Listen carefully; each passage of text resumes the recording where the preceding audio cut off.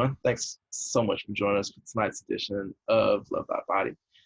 We're here with a special guest this evening. She is a painter who specializes in Afrofuturistic art. She makes beautiful images and merchandise where she depicts African kings and queens and goddesses, beautiful animals, and amazing color palettes. She'll be here today to tell us a little bit about mental health and how she developed her style as an artist. You will join me in welcoming Kelly Free Spirit Johnson. Hey, Kelly. Hi. Thanks for joining us. How are you doing today? I am lovely. Great. So, tell me why you started making body positive artwork. Artwork. I think that it is important for us to feel good about ourselves and not to be so critical of, the vessels that we have been blessed with. Our bodies help us do so much, and they are so much more than sexy. Like, they're useful and they're beautiful. And I love being able to, paint women with big hips or, small lips. I like to have women of all different shapes and sizes. Tell me, what were some of your earliest memories about body image? I was a skinny girl. I was really skinny and had glasses, so I was really nerdy. So I was just like really awkward. I never really felt comfortable in my body just because my body wasn't the body that was being celebrated. So I remember stuffing my bra for years. I stuffed my bra for years. I used to put in this, it was like kind of like cotton ball material. But I used to fill my bra with it, and it just made me feel so much better. And I remember one day I was trying on clothes with my mom at like JCPenney outlet or something like that, and she was like, "What's in your bra?" I was like, "Nothing." And then they fell out, or she took them out or something, and I was just like, "Oh man." In the store. Yeah, I think I also remember being teased for not having breasts. Really? Yeah, so I always kind of like wanted to have this like full figure.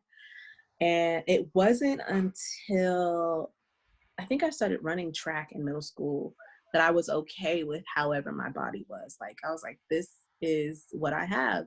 And, um, puberty hit, and I definitely was able to get, all those lovely things. But before then, it was difficult being a really skinny, awkward girl.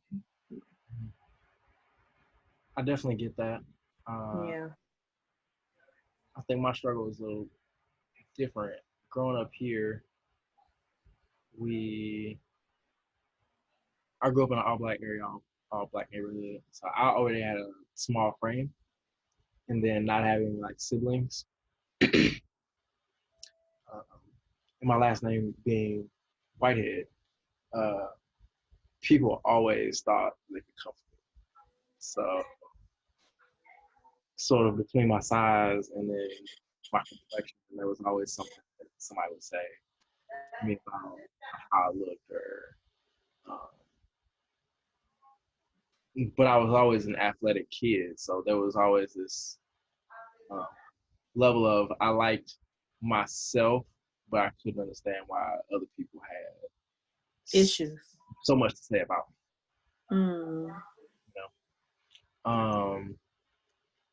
what were how were some of those early thoughts and feelings and influences? How did that spill over into your artwork? Hmm. or did it show itself in any of your artwork? Be it Yeah, I um I never really I never really drew like skinny girls. I kind of always just drew like women who had like full breasts and full hips because that was what was celebrated, you know. Um, I think that, my art definitely depicts a certain kind of woman. I want to be more inclusive as far as like the type of women that I do paint, but it is a certain kind of woman, you know what I mean? And trying to stick to that can be difficult because you want to express yourself in a lot of different ways. I don't think I've ever like just painted or drawn just like a regular girl, just like with a flat chest and just a skinny girl, you know. But I'm open to it. I've never really thought about that. It's a really interesting question. so how has, if in any way, life drawing affected your style and skill set? Have you done much I of that, or do I you? haven't I haven't done a lot of life drawing. I know that there are a lot of places where I can go and paint and draw live models. And this is all stuff I need to do. So I'm really happy that you're asking me these questions because um, I think it's important to understand and love your body however it comes, whether you have a pooch or whether you have stretch marks or burn marks or scars, eyebrows, no eyebrows. Like, I think it's really cool that everyone has their own unique fingerprint and you also have your own unique body. So I need to spend more time exploring that because I don't want to celebrate one type. I want to celebrate all types. So I'm definitely going to look more into going into like different shows and venues where I can paint live models because it's everywhere. Mhm. Yeah. So pretty much all of your concepts are based on um, things that you saw in your mind, and Yes. you don't do much of stuff where you're commissioned or to draw Right. someone else to deal with that. Right. Right. A lot of the work that I draw is based on my body now, Okay. or the full figured woman with the big breasts, and she's got maybe not big but just like proportionate, and she's just statuesque. If you looked over and you saw a beautiful like Egyptian statue, she would be elegant, and she would have these curves that are like round and like sleek. So I think that is the archetype that I use for most of my art. um and as much as I do want to celebrate other bodies, I also want to celebrate my body. And my body is pretty proportionate as far as, how the curves go and my breasts, my butt, and my hips. Like, I like where I'm at right now. I do want to tone up. I want to tone up. I want to lose maybe about 15, lift up the butt a little bit. You know what I'm saying? But other than that, I like my body and I like using my body as an archetype. Yeah, I totally get that. I mean, this show is actually based off of a workshop that I created, and one of the things that I found in the workshop and through creating my first photo coffee table book is everybody has a thing.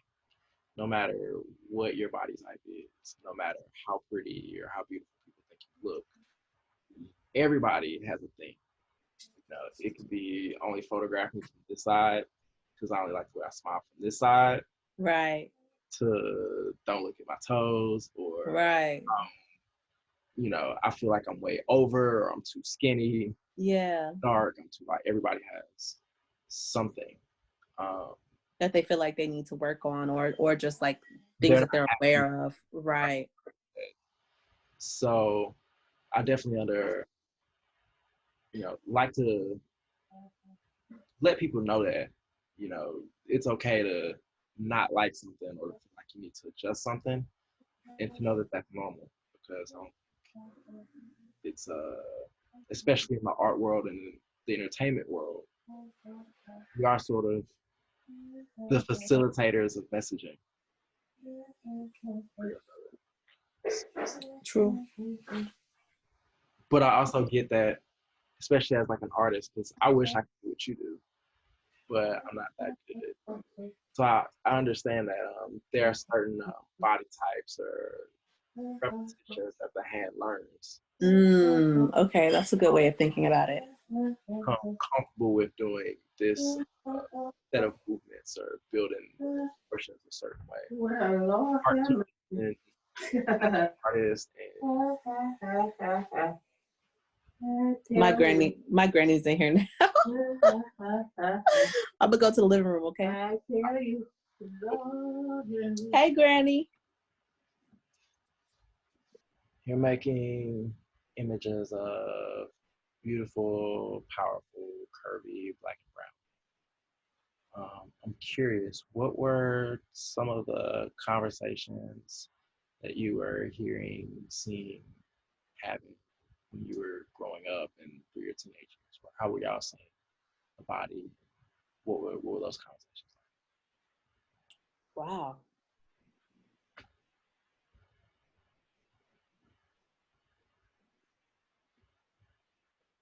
Those conversations were not really like had at all. I don't ever remember even having a sex talk with my mom. The only thing that I remember her really telling me about my body was, not to get pregnant. When I was in school, in high school and stuff like that, she was just like, don't get pregnant, don't get pregnant. So I didn't really understand anything about my body or like, the sacred yoni. I didn't really understand the power that I had. I didn't have any conversations about how to conduct myself, how to make sure that I'm safe, how to please myself. I think that in a lot of African American households, there is a lot of miseducation and shame around the female body. And just around understanding, you know, what you represent and your curves and, uh, your sacred yoni, there's not really those, I didn't have those conversations. So without that, like, support system, you know what I'm saying? Without that education, I just had to figure out my own relationship with my body, with how I see other Black women. And I thought it was really important to celebrate us, to see us in powerful images, to celebrate how different we are, how complex we are, and um, to break this stereotype that we are all, angry, or that Black women don't take care of themselves, or, how society puts this stigma on Black women and our bodies, this big booty monkey. And it's like, we're so much more than that. So I'm really grateful that I have the opportunity to use my artwork kind of like as protest against a society that doesn't really understand us or want to educate us or how powerful our bodies are as Black women. What would you say is one of the tilt up a little bit? Actually. Yeah. What would you say are some of the messages we're fed versus some of the messages you would want to see more of?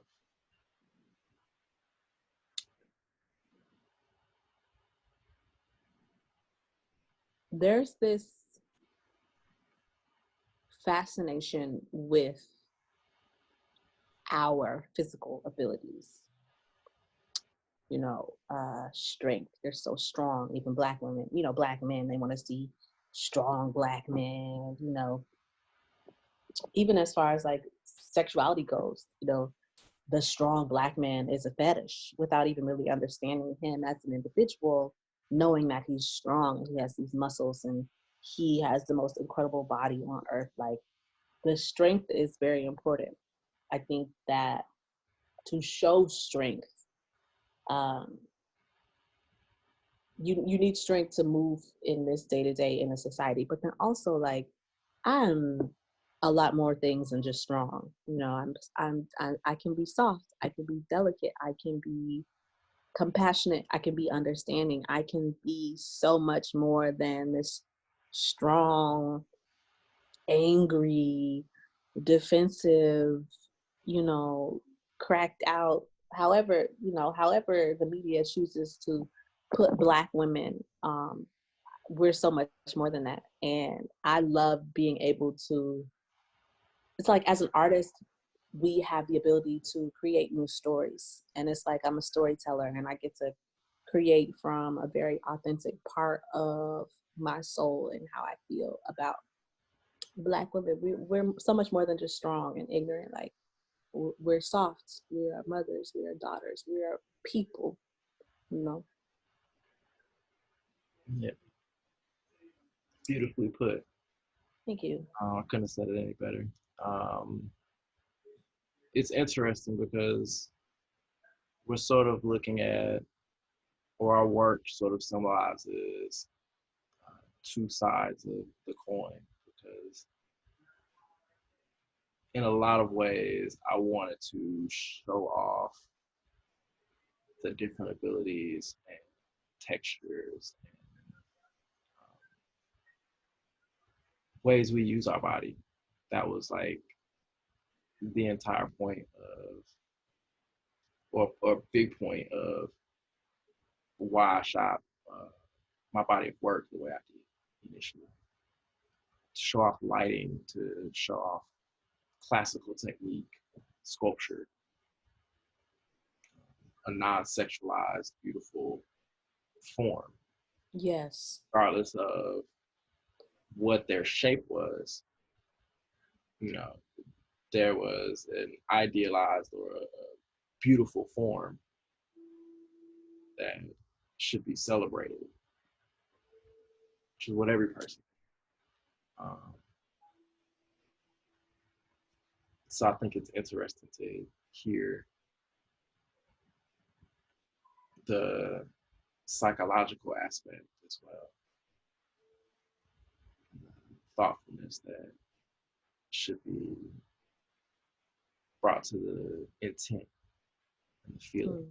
Mm-hmm. Intention is important. You know why you're doing what you're doing. It's good to be understood on lots of different levels, and uh, to understand the psychology of something is to really break down the root of where it starts, uh, and where it's going. So, Black women, we're really awesome. Like, I'm really grateful to be a Black woman. I'm grateful to be an inspiration to Black women. So it's a responsibility that I don't take lightly, you know, and learning how to do more things for my body, like as far as like self-love. I think that is important. I think that has really changed. As we're talking about bodies and intention, let's talk about mental health a little bit. Um, how does that all play a role in your work? How do you see the physical, mental, spiritual? They are definitely very linked, you know.